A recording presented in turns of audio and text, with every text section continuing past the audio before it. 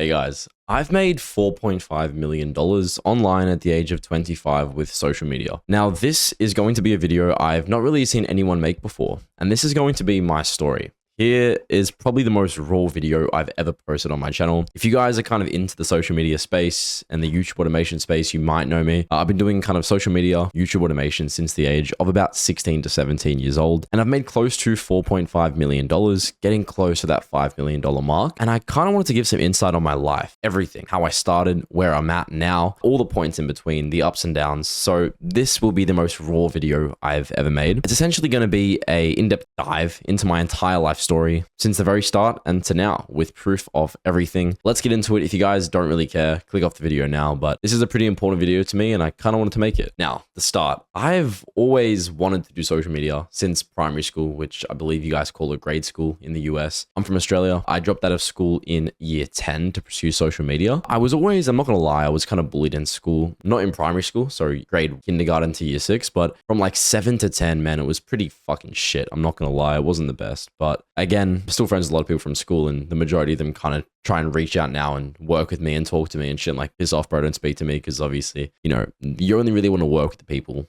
that were there for you at the start. And this is something I've noticed, and a lot of you guys, whether you have friend groups that don't really want you to be better than them, and they might try and put you down. They might, you know, just those little snarky comments that they might say, and they might not believe in you at the start. And then obviously once you start doing well, they'll try and reach out. And guys, I've had my fair share of this. I'll tell you now, it is true. Tall poppy syndrome, especially in Australia. People always want to bring you down until you've done well and they want to be friends with you. But enough yapping. How did I start? So I started off playing Minecraft servers. This was probably my very first, you know, entire social media space. Let me go ahead and try and find one of my older videos from like 10 years ago. Guys, I found it. So this was my first video ever on YouTube. This was my start of my social media journey. I look up my full name. I have a bunch of Minecraft videos from 10 years ago, so like 2015. If I go ahead and play one of these, guys, you can't judge me. I was very young. Let's go ahead and play one of these. Hey guys, what is up? We're back in another episode, and today we're on this really cool prison server. I'm actually admin on it. So that was the start of my YouTube journey. You know, I had channels here and there. I had Minecraft channels, Roblox channels, Fortnite channels, whatever it might be. None of them ever took off, as you can probably imagine based off that content. And I think you always kind of had that entrepreneurial spirit where you knew, look, I want to do social media. It's what I want to do, but nothing ever really took off. So obviously I always wanted to be a YouTuber since I was younger.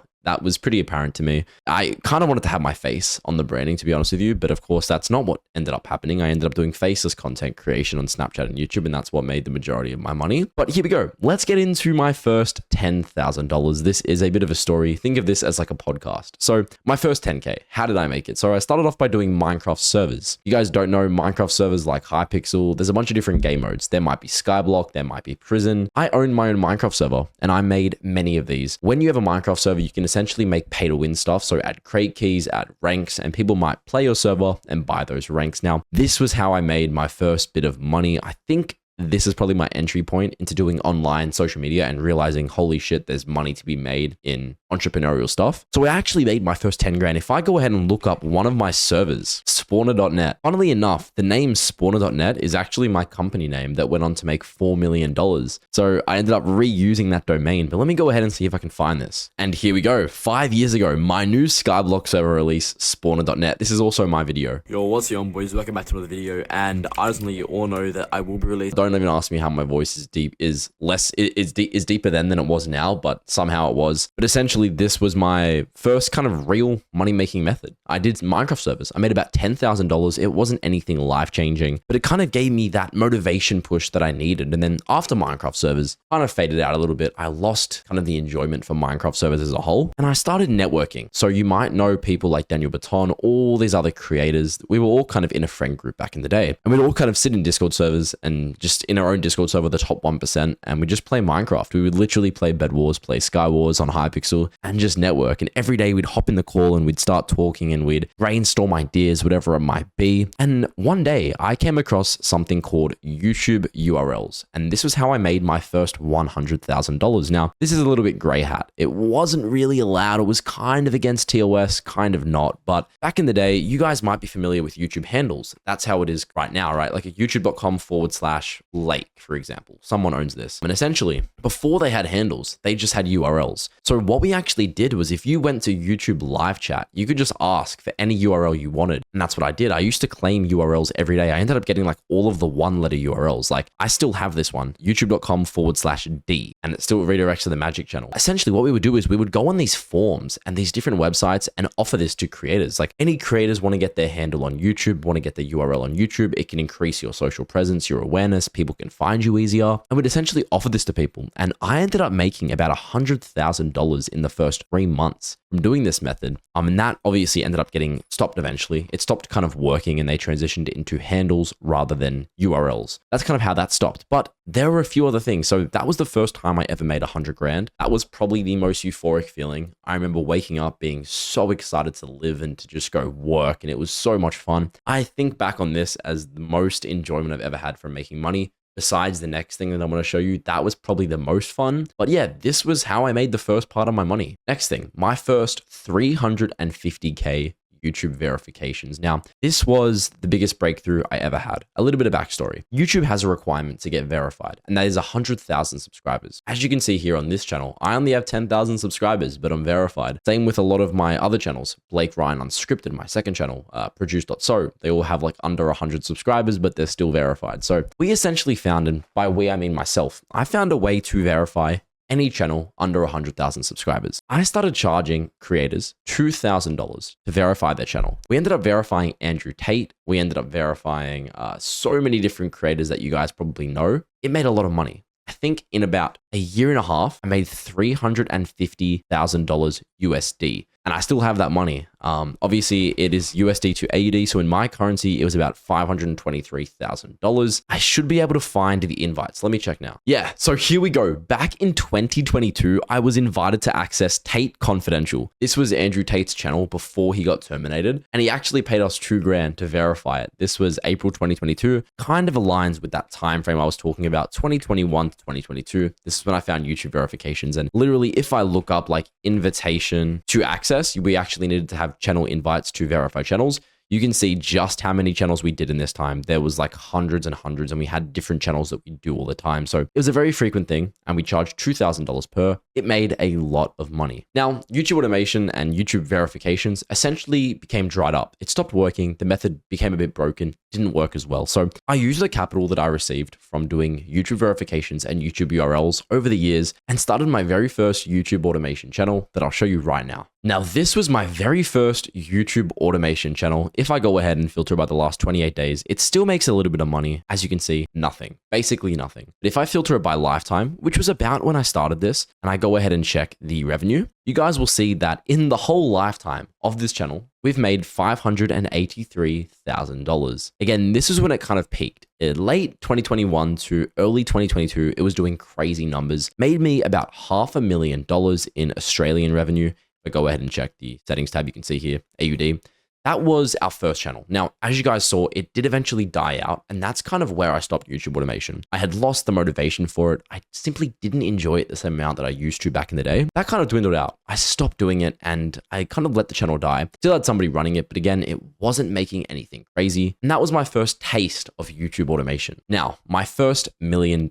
This was from something I like to call Snapchat shows. Now, I was the first person to get into Snapchat shows in our social media space. So obviously you have Daniel Baton, you have all these other creators that talk about Snapchat shows. I was the first person to kind of do it in that niche, in that industry. Yes, people were doing it before, but they weren't kind of tapped into our whole YouTube automation space. So we ended up finding somebody called Jalal Bros. This is a bit of backstory. So these guys owned a Snapchat org, and they essentially gave me some shows to run. This was in 2022. Now, I made my first show. It only made like $10,000, but that gave me the motivation to get my own portal. Now, to get my own portal, I essentially faked a website, and I reached out to all of these Snapchat employees. It took me like months and months and months. And finally, one of them gave me my own Snapchat portal, and that one portal went on to make $3 million and about $1 million in profit for me. Now, I actually owned this Snapchat portal with my business partner, Eddie Eisner. This guy is also pretty big in the YouTube automation space now. He also owns TubeGen. It's a pretty big AI site. Now, this is my business partner. We did Snapchat shows together. We made close to $2 million together. And that was kind of how I made my first $1 million profit on Snapchat shows. But again, it gets crazier. Let me go ahead and show you some of the Snapchat shows that we used to run. Now, I don't have screenshots of them because the portal got terminated, and I'll explain more about this later. But I can still show you some of the shows we do still run. Like I can go to revenue on this one show. still makes about $100,000 a month. You guys can see publish.snapchat.com. You can see it still makes about $94,000 in revenue a month. I can go ahead and filter it by last 3 months, and it's done about $230,000. We still have about 15 Snapchat shows, and I still make about 200K profit a month from this endeavor. But again, it used to be insane. That was kind of how I made our first $1 million, right? It was Snapchat shows. This was in my own specific portal, and eventually our portal got terminated. So I was like, okay, well, I've made close to $1 million. How do I start diversifying this and really getting some extra income to come around? So I took the money I made from Snapchat and everything else, not a big chunk of it, obviously. I had made close to 1.5 mil at this point, but I wanted to invest a little bit of it into YouTube automation and give it another go. And that's what I did. We ended up scaling our YouTube automation empire to about 25 channels that I still run to this day and still bring me in about 100K a month. Now, this is still ongoing, so I'm going to tick it as red, but this is still running. We still do this every single day. Now, around this point, I ended up finding something quite insane. If you guys know anything about Australia, you know house prices are absolutely stupid. Houses are so expensive. Now, we had a block of land selling near us. Now, it was completely off market. We called the owner. He was a bit of a nutcase. He didn't know anything. He had inherited the property, and he actually offered to sell it to us for $1.2 million. And it turns out that when we actually closed on the property, this house that we had bought for $1.2 million, and I paid pure cash, no kind of loan or anything like that. I didn't want to be the bank's bitch. The house itself was actually valued at $1.8 million. And I mean, I'd kind of show you this, but I don't really want to reveal my address. So just take my word for it. I mean, again, I'm going to show you my bank account later in today's video, but take my word for that. So we ended up purchasing that house. And again, it was a disgusting block. It was literally just a complete knockdown. You really couldn't live in it. So I kind of had that on the sideburn until I was able to get some more funds to really build my new house. Now, at this point, we actually found a method to see all of the Snapchat organizations. Now, essentially, to get a Snapchat show, you can't just apply. You have to have an agency. And I found a way to scrape every single agency on all of Snapchat. So we had about 5,000 of these names. We ended up reaching out, my business partner and I, Caleb, to 5,000 orgs and said, hey, can we run your Snapchat shows for you? We got about 100 shows, give or take. Now, off those 100 shows, we were doing $22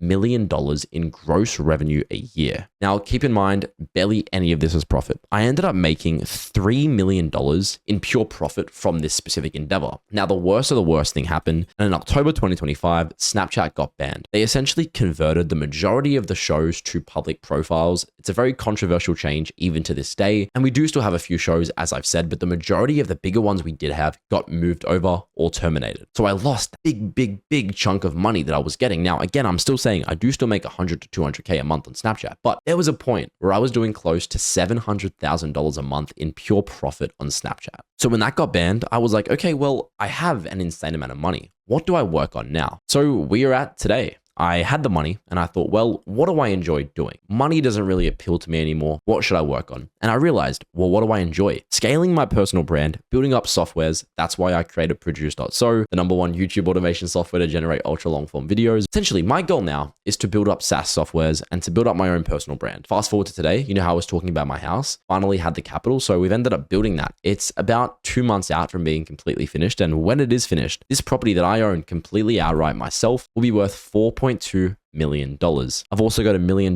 in the bank, which I'll go ahead and show you now. So if I go ahead and pull up my bank app right here, good afternoon, Blake. This is CommBank. It's a pretty big Australian bank. $1.2 million in this one account. Net position is 1.237 mil. I can go ahead and refresh the page numerous times. It's not going to go anywhere. Refresh it again for all of you guys calling bullshit. Go ahead and click on that one specific account, 1.2 mil available. You can see even just last week, we received $50,000. This is when I bought my brand new car. I bought a C8 Corvette last week for $185K. Pretty excited about that. But again, I'm not showing this to flex. This is just to show that what I'm saying is true. And you can kind of take what I'm saying at face value and know that I've been in this position. Whether you guys are aspiring entrepreneurs and you've always wanted to do this, you will succeed. It's only a matter of time. And I'm telling you now, I live my dream life. I fucking love this. Every morning I wake up so excited to be awake and to be alive on this earth. Biggest thing I'll say to you guys, and this is from a truthful perspective, find something you enjoy. So for the first couple years, when you're really grinding it out, who gives a shit what you do to make money? make money, enjoy it, get as much as you possibly can. And then once you've made 7 figures, really lock in and focus on what gives you enjoyment. For me, that's SaaS and building up a personal brand. For you, that might be running an insane amount of channels. Somebody else, that might be building up a real life company. It doesn't matter what it is, but get into the situation where you're completely comfortable and you can afford to take those risks to really build up what brings you excitement. And again, my biggest thing now is working on my businesses and of course, health. Now, I take health insanely seriously. I know it might seem like I don't, considering I sit inside all day, but I haven't missed a day at the gym in probably 2 years. I go 6 days a week. I haven't had a cheat meal in 4.5 years. As crazy as it might sound, I haven't had a lolly, had a chocolate in 4 years. I know it might sound like I'm complete full of shit. I track everything I eat. I track all my macros, and it might seem over obsessive, but I think that also stems from doing business my whole life and wanting to be in control of every little thing. And yeah, you might say it's an eating disorder. It's not, but